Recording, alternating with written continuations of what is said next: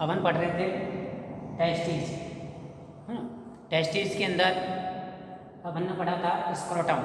Scrotum के अंदर 2 testicle थे और 2 टेस्टिकल, एक लेफ्ट था और एक राइट था।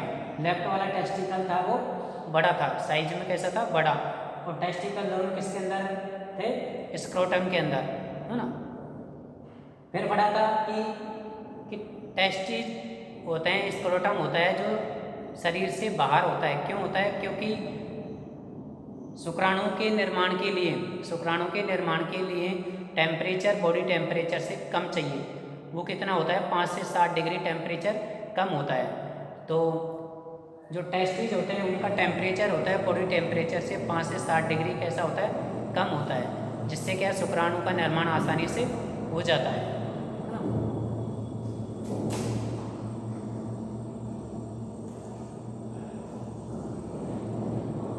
ये क्या है? टेस्टिकल। क्या है? टेस्टिकल। इस टेस्टिकल के चारों तरफ आवरण पाए जाते हैं।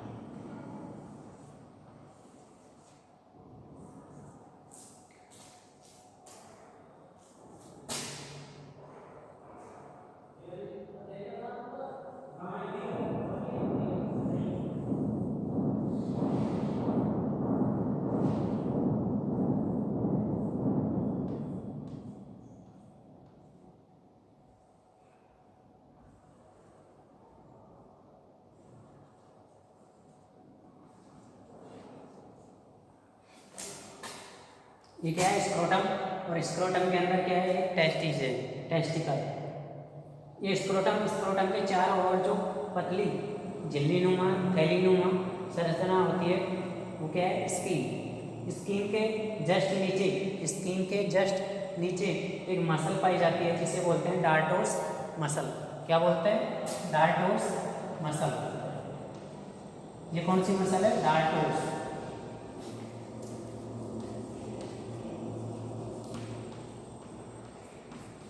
Dartos muscle. यह मसल टेम्परेचर के मेंटेन करने में सहायक होती है, क्योंकि इसके अंदर क्या है? संकुचन की क्षमता पाई जाती है। संकुचन और शीतलन की क्षमता पाई जाती है। गर्मी के दिनों में ये क्या है? शिथिल हो जाती है और सर्दी के दिनों में ये संकुचित हो जाती है, जिससे टेस्टिस होते हैं वो बॉडी के पास आ जाते हैं। सर्दी के दिनों में बॉडी के पास आ जाते हैं और गर्मी के दिनों में टेस्टिस होते हैं वो लटक जाते हैं, क्योंकि डार्टोस मसल के अंदर संकुचन और शीतलन की क्षमता पाई जाती है। तो डार्टोस मसल होती है वो टेम्परेचर के मेंटेन करने में सहायक होती है ना। इस डार्टोस मसल के जस्ट नीचे टेस्टिकल पाए जाते हैं। टेस्टिकल के सबसे बाहर जो आवरण होता है वो कौन सा होता है? Tunica vaginalis. क्या होता है? Tunica vaginalis. Tunica vaginalis. इसके जस्ट अंदर होता है वो tunica albuginea.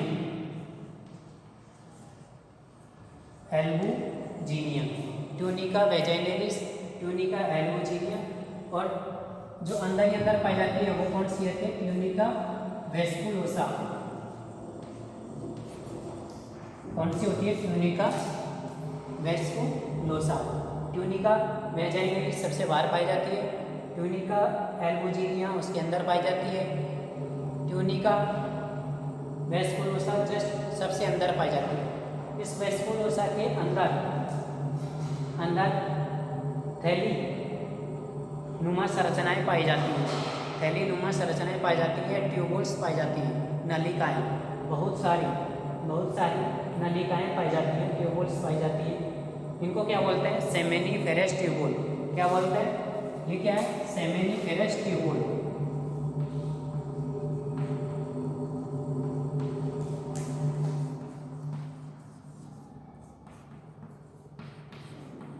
Seminiferous tubule.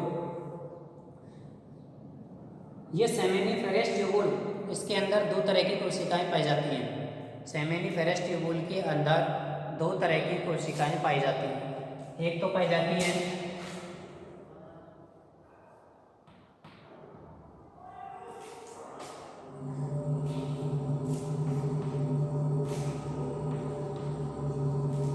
Germ cell. कौन सी पाई जाती है? Germ cell.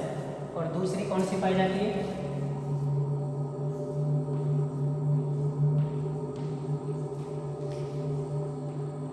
सार्टोली cell.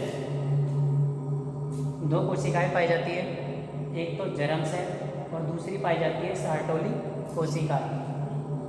Germ cell आगे चलकर शुक्राणु का निर्माण करती है। जर्म सेल से आगे क्या बनता है? Primary spermatogonia. क्या बनती है? पहले स्पर्मेटोगोनिया बनती है, फिर उसके बाद प्राइमरी स्पर्मेटोसाइट बनता है। प्राइमरी स्पर्मेटोसाइट से सेकेंडरी स्पर्मेटोसाइट बनती है, और सेकेंडरी स्पर्मेटोसाइट के बाद में स्पर्मेटेड बनती है। स्पर्मेटेड से स्पर्मेटोजोआ बनता है, जो अपन कौन से चैप्टर में पढ़ेंगे? स्पर्मेटोजेनेसिस वाले चैप्टर में पढ़ेंगे, है ना। तो जर्म कोशिकाएं आगे चलकर शुक्राणु का निर्माण करती है, और दूसरी कोशिकाएं होती हैं सार्टोली कोशिकाएं। ये सार्टोली कोशिकाएं क्या काम करती है? सार्टोली कोशिकाएं होती है जो शुक्राणु को पोषण प्रदान करने का काम करती है। क्या करती है? पोषण प्रदान करने का काम करती है। इसलिए इन्हें क्या कहते हैं? मदर सेल के नाम से भी जाना जाता है। सार्टोली कोशिकाओं को मदर सेल के नाम से भी जाना जाता है। ये सेमेनिफेरस ट्यूबुल के बीच बीच में विशेष प्रकार की कोशिकाएं पाई जाती हैं। क्या पाई जाती है? जो विशेष प्रकार की कोशिकाएं पाई जाती हैं, जिन्हें क्या कहते हैं? Leydig cell. क्या बोलते हैं? Leydig cell. सेमेनिफेरस ट्यूबुल्स के बीच बीच में विशेष प्रकार की कोशिकाएं पाई जाती है, जिन्हें लेडिंग सेल कहते हैं। ये लेडिंग सेल होती है टेस्टोस्टेरोन हार्मोन या एंड्रोजन हार्मोन का निर्माण करती है। टेस्टोस्टेरोन हार्मोन या एंड्रोजन हार्मोन का निर्माण करती है। ये टेस्टोस्टेरोन हार्मोन होता है, वो सेकेंडरी सेक्सुअल कैरेक्टर, द्वितीय लैंगिक लक्षणों को मेंटेन करती है, द्वितीय लैंगिक लक्षणों को उत्पन्न करती है ना। नर के अंदर द्वितीय लैंगिक लक्षण अलग होते हैं और मादा के अंदर द्वितीय लैंगिक लक्षण अलग होते हैं। तो वो कौन जिम्मेदार होता है? लेडिंग कोशिकाओं से स्रावित होने वाले टेस्टोस्टेरोन हार्मोन। इसी तरह सार्टोली कोशिकाएं होती हैं। सार्टोली कोशिकाओं से भी एक विशेष प्रकार की प्रोटीन का निर्माण होता है, उसे क्या बोलते हैं? इनिबिन।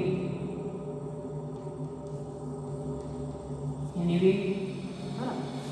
और एक होता है एंड्रोजन बाइंडिंग प्रोटीन। क्या होती है? Androgen binding protein.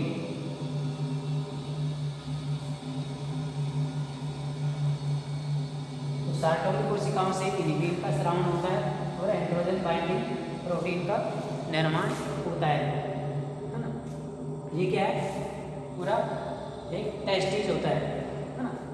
अब ये सेमेनिफेरस ट्यूबुल है, ये सेमेनिफेरस ट्यूबुल सारी ट्यूबुल आगे चलकर एक जालनुमा संरचना बनाती है, जिसे क्या बोलते हैं? रेटे टेस्टिज। क्या बोलते हैं? रेटे टेस्टिज। ये रेटे टेस्टिज होता है, वो बाहर निकलता है। जैसे ये बाहर निकलता है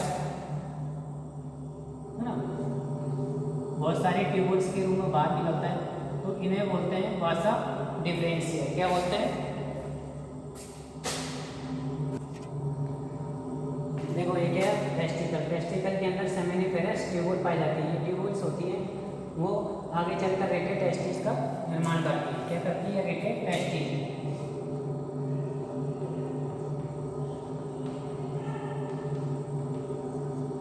एपिटेस्टिस होता है, आगे चलकर वासा एफरेंसिया बनाता है।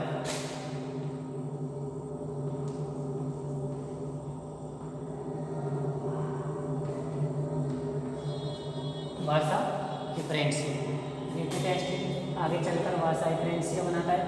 वासा एफरेंसिया होता है एक विशेष प्रकार की ट्यूबल्स के अंदर बदलती है, जिसे बोलते हैं एपिडिडाइमिस। क्या बोलते हैं? एपिडिडाइमिस। क्या बोलते हैं? एपिडिडाइमिस।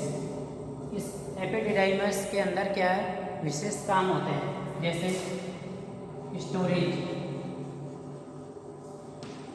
ट्रांसपोर्टेशन,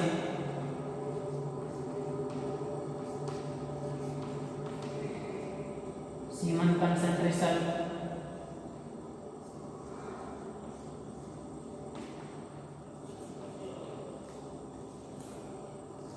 शुक्राणुओं का स्टोरेज करके रखती है, ट्रांसपोर्टेशन करती है, और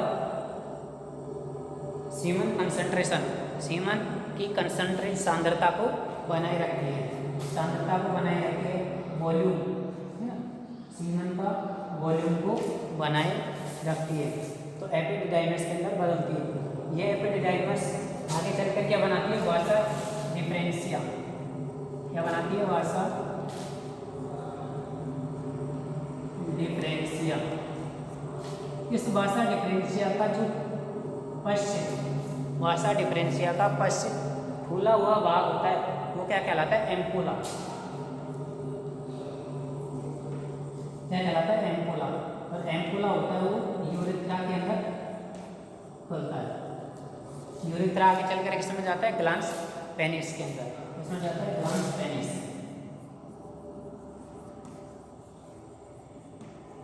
ग्लांस पेनिस के अंदर जाता है। तो ये क्या है?